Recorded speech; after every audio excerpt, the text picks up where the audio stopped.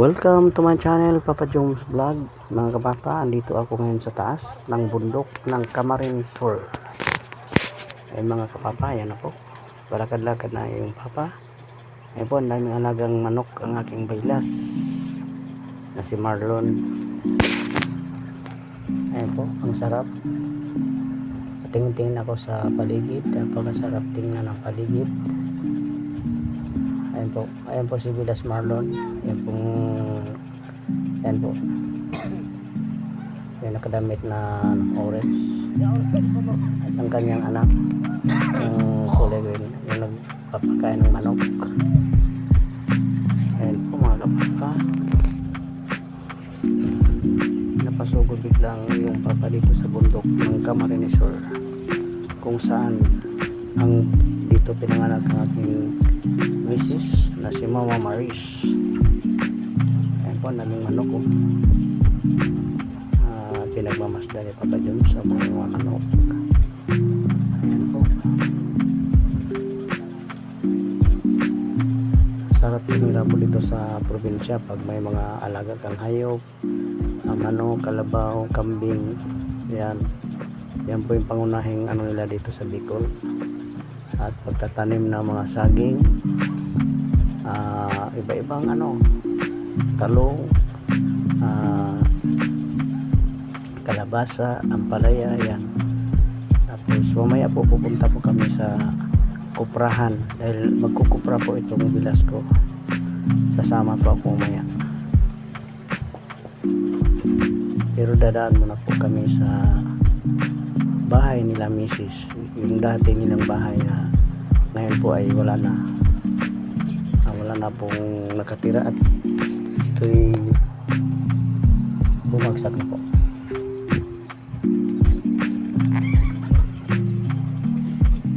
Ayan po mga kapapa.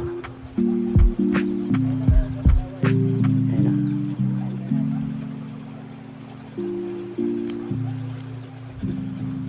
Ang daming manok ko.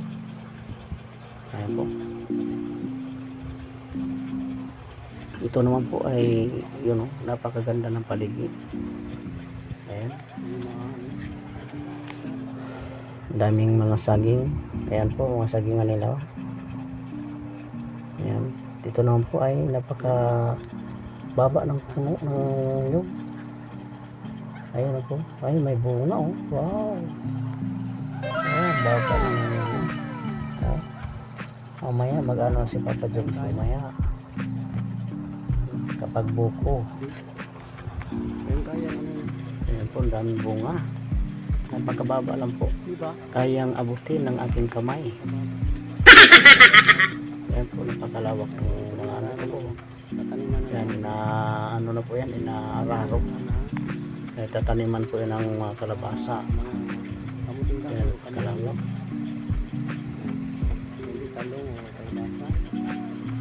Po, sa atas po. Sige po. Ayan po, yung mga saging. Itong kubo na po yan po ang pahingaan nila dito. Pag umakyat sila sa bundok po, yung kubo na yan.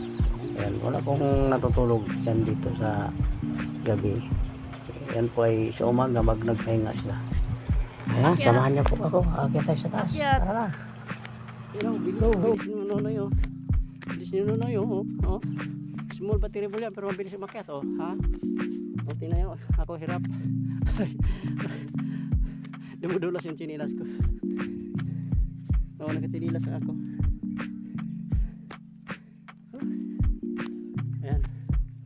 Ayan oh. Mataas kasi. Ang bilis ng bata.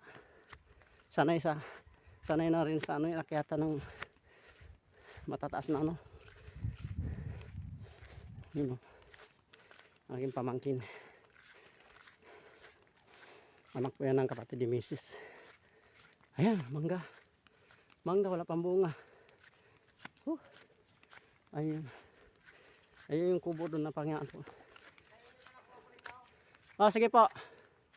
Apo yung mangga yan, namulaklak pa lang, wala pa siyang bunga, sayang. Siguro sa mga May pa ito. Medyon. Ito po. Ayan. Papakita ko po sa inyo. Dito po kami kinasal dati. Ito yung kinasal. Ayan po yung bahay na dati ni Mrs. ko. Nakikita yung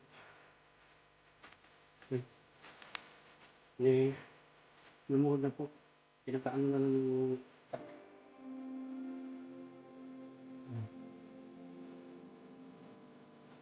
dito.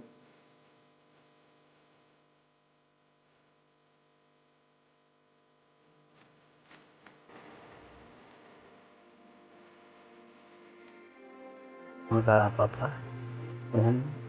Malawak yung bahay niyan. Malaki dati. Ngayon ay tuloy na pong bumagsak. Ayan po. Bubong na lang po nakikita. Kasi lumipat po sila sa baba. Tiniwala na po dito.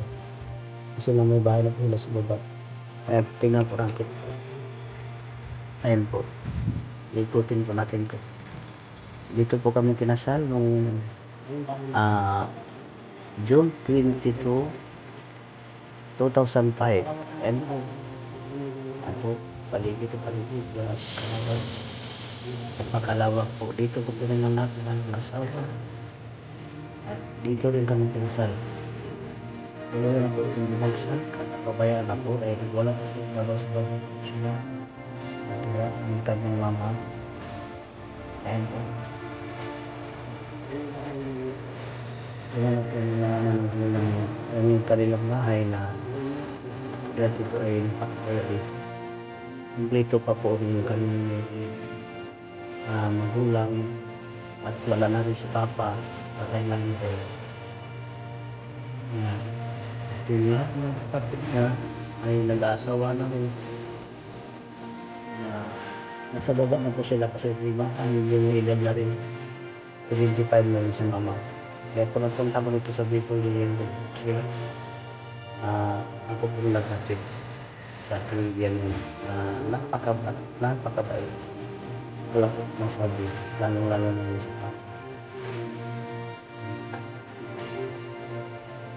Sayang. Dito dati napakasaya. Wala nang pera-pera. Kaya ang aking misis ay napakabait. Dito kulang pala siya matatagpuan sa lumbot ng Camarines. Ayan po, mayroon pang natitira mga tanim. Ayan, may saging. Ayan, may bunga. Wow. Saging kayo dyan, saging. Ayan po. Lapit na rin yung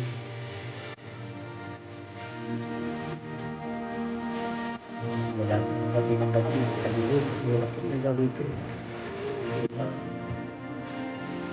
Ayan. Ngayon itong pandi. Hindi na talaga pinanggagalit. Kasi gawa na nag-asawa na po lahat ng anak. Si Papa rin na lahat.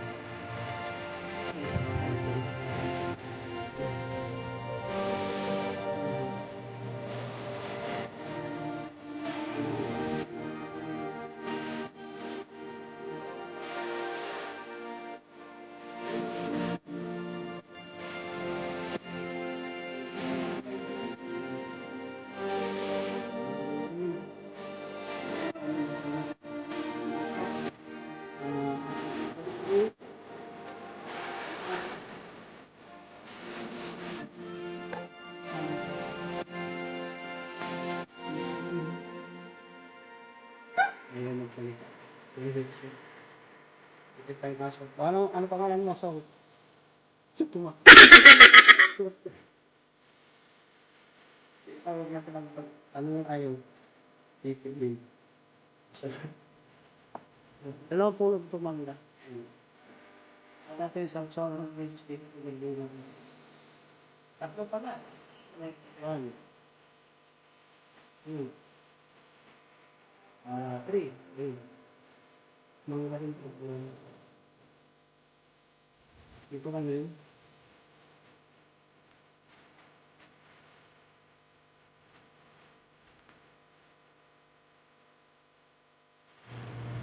Dati po dito ako nakaupo, itong puno ng mangga na to. Opo. Ayan, dito ako nakatambay, ito yung tanghali. Kasi malamig dito at masarap po ang hangin. Napakasarap. Hayahay. Hayahay pagdating ng tanghali, lalo na pag malamig. Kaya sayang ito yung bahay na dating